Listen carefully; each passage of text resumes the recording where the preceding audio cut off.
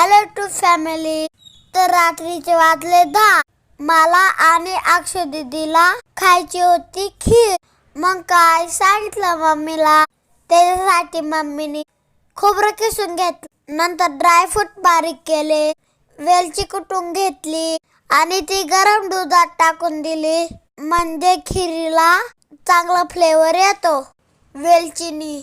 आता इथे भात घेतलाय ना आपण, तो छान मिक्सरला बारीक केला. आता तो त्या दुधात टाकून दिला. चांगलं जरा मिक्स करून घेऊया आणि नंतर त्याच्यात किसलेलं खोबरं घालूया. काजू बदाम बारीक केल्याचं पण घालूया. आता सगळं टाकल्यानंतर छानपैकी हलवून घेऊया. आता मम्मीने इथे 2 चमचे गाईचे तूप खिरीत टाकले. तसं आम्हाला गाईचं तूप आवडत नाही, पण खिरीला चांगला तुपाने फ्लेवर येतो. अशा प्रकारे टाकून घेतलंय आणि छान मिक्स करून घेतलं.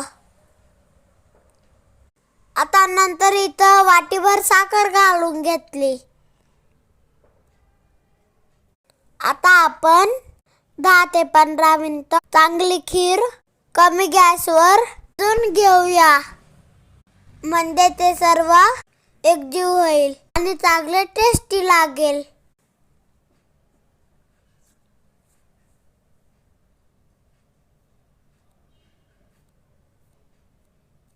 किती छान दिसते आपली खीर. आता आपली खीर रेडी झाली खाण्यासाठी. आता मी टेस्ट करतो.